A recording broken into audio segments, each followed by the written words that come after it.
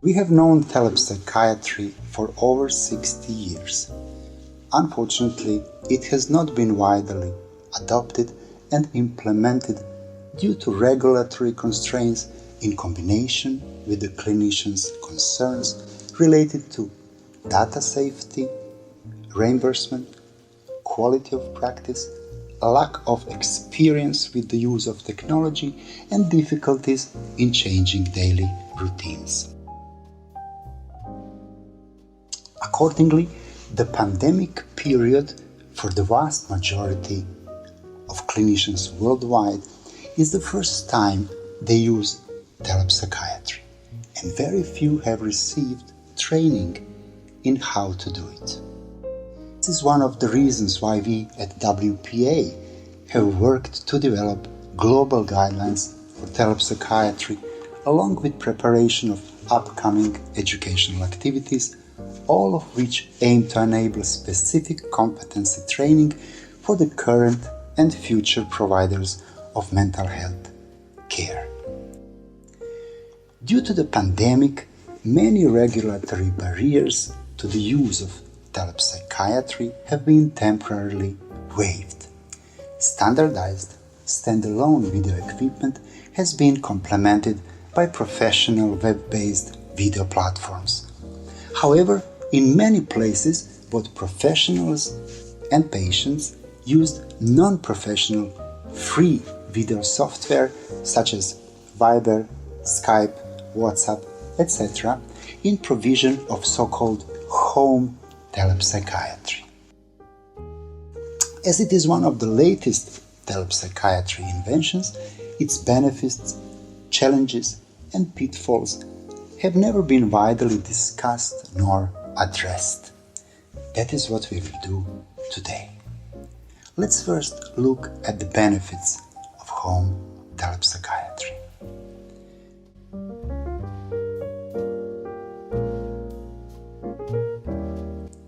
We know that patient satisfaction with telepsychiatry in general is similar to in-person care, and some people are even more relaxed and willing to open up in the comfort of their own home. Remote communication will likely be less of a problem as people become more familiar and comfortable with video communication in everyday life. Home telepsychiatry can benefit patients in a number of ways, such as improve access to care that might not otherwise be available, for example in rural areas, and bring care to the patient's location. Chances for early detection and prevention increase as the patient have improved access to relevant expertise, reduce delays in care, and improve continuity of care and follow-up as the patient may, for example, travel on vacation but still maintain the treatment course. This is especially important and relevant when we speak about regular psychotherapy.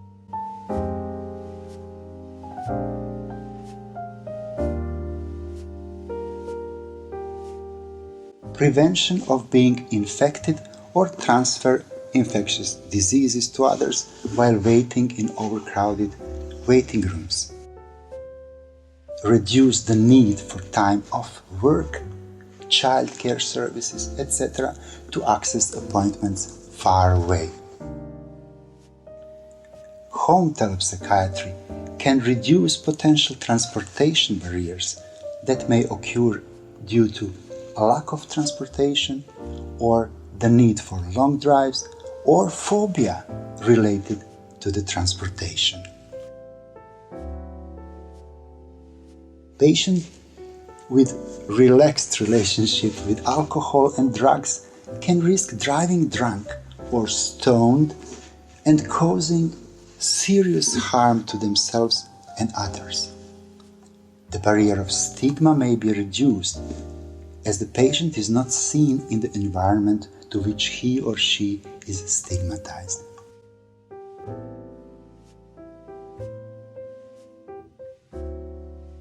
And we may not forget the impact on climate changes. However, we may not believe that home telepsychiatry is just a video call. To be practiced responsibly, home telepsychiatry requires thoughtful elucidation of key challenges, limitations, and possible solutions. In professionally unsupervised settings, where there is no professional staff support readily available, the patient must take a more active and cooperative role in the treatment process than in other settings. Patients need to be able to use available device, whether it is smartphone, laptop, or personal computer with installed video conferencing software. Further, the patient needs to establish a private and quiet space and cooperate for effective safety management. Safety management includes patient's support system, for example, family members, relatives, or other individuals who may support the patient if needed. It is important to know the patient's exact location and the contact details of nearest emergency medical facility, as well as the contact to police station in case of sudden homicide or suicide threats. Given these preconditions, it is important that telepsychiatry providers consider the appropriateness of the home telepsychiatry service for each individual patient. The major issues to consider are the history regarding cooperativeness with treatment professionals, their current and past difficulties with substance abuse, history of violence or self-injurious behavior, geographic distance to the nearest emergency medical facility, as we mentioned already, and efficacy of the patient's support system. When all mentioned is clarified and approved, but before starting the remote session, we shall be aware of the following disadvantages and limitations related to home telepsychiatry. The first one is limited opportunity for somatic examination. The patient we see from home is usually not unknown to us from the past. This means that we have met the patient for an initial interview in person and performed respective somatic examination. If the patient reports acute somatic difficulties, we can contact the emergency room and refer the patient for emergency examination. Limited ability to read the body language. Video platforms installed on patients' mobile devices operate via built-in camera. Such a camera does not allow pan, tilt, and zoom functions. Consequently, it results in limited ability to read the patient's body language. The use of pan, tilt, zoom standalone video equipment is the only way to read body language during the remote session. However, we cannot expect patients to buy still expensive standalone video equipment, but over time the equipment prices will continue to fall. Hopefully, within few years, standalone equipment will be far more affordable and make it possible to increase the quality of video performance in home telepsychiatry setting. Further limitation of built-in camera is mirroring picture. Left is right and right is left. We notice it typically by the letter inversion on the patient's T-shirt. Mirroring picture is not a significant obstacle as long as the clinician is aware of this phenomenon, but it can play a significant role when the patient, for example, presents left side paresis due to stroke, which turns out to be right side paresis when we first meet the patient in person. That is why it is important to be aware of mirroring while observing the body language. On many video software on mobile devices, mirroring is turned on by default. We may ask the patient to turn it off and it will solve the problem. Unfortunately, not all video platforms do have a button for turning the mirroring off. That is why standardization, interoperability, and intercompatibility between video platforms and standalone equipment are some of the main challenges for the video equipment producers. Next disadvantage is the risk of the patient recording the session and publishing it on the internet. Therefore, before each session, we must remind the patient that no recordings are allowed. It is mandatory to have a signed consent before the initial telepsychiatry session. The consent contains a number of information, such as that the participation is voluntary and that none of the parts involved are allowed to record and publish the sessions. More details on these issues are available in the WPA's Telepsychiatry Global Guidelines.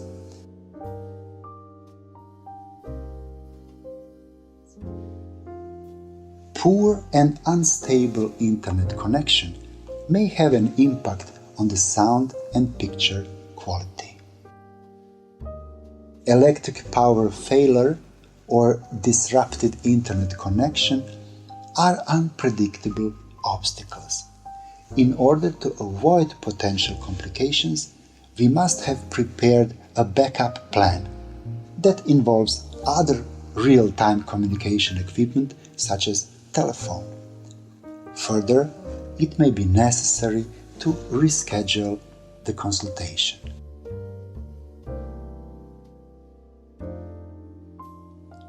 Now that we have seen how standardized home telepsychiatry should work, let's look at the key challenges we faced during the current pandemic when home telepsychiatry model was globally introduced and widely practiced.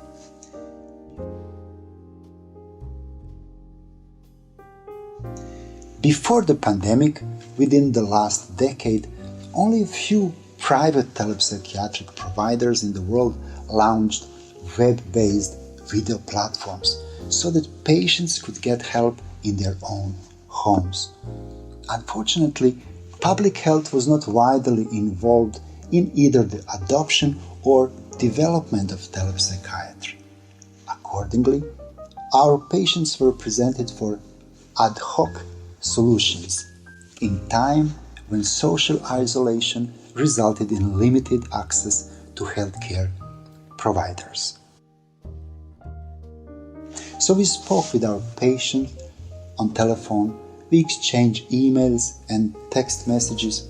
In most cases of video conferencing, we used Skype, Zoom, Viber, knowing that these solutions do not meet basic data and patient safety and security standards. Further, there is a great lack of compatibility and interoperability. They simply do not talk to each other. They are not compatible with standardized standalone video equipment, which is already installed in most psychiatric wards, and they cannot be incorporated in our electronic health records. At the same time, due to COVID-19 pandemic, several compatible professional software were released for free already in February 2020. These software are easy to install on patients' cell phones and computers. They are safe and secure and provide high picture and sound quality. For unknown reasons, we did not seize these opportunities.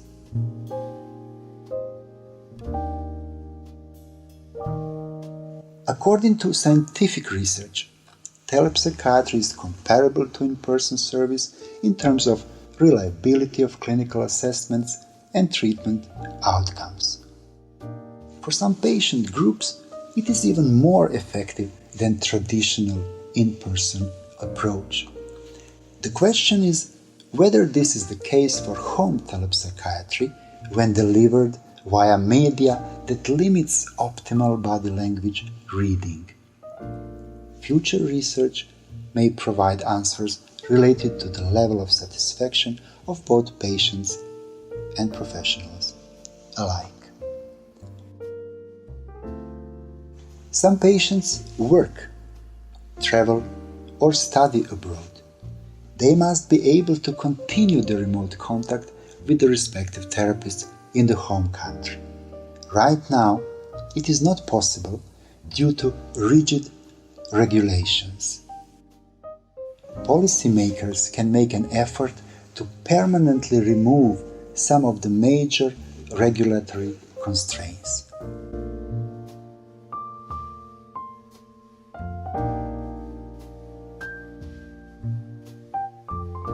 Benefits of telepsychiatry can be fully achieved only by clinicians with relevant skills and competencies related to remote consultations.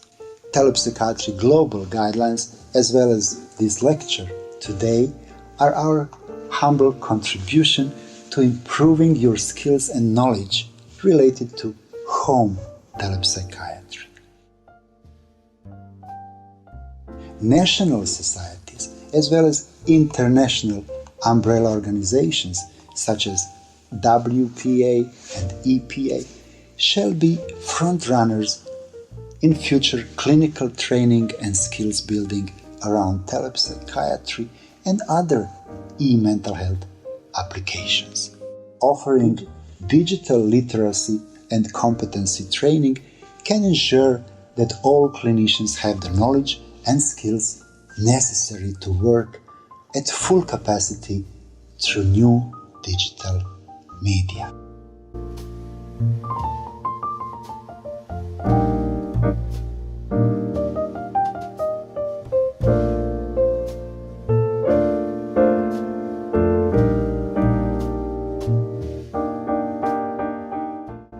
Success occurs when preparation meets an opportunity or a challenge.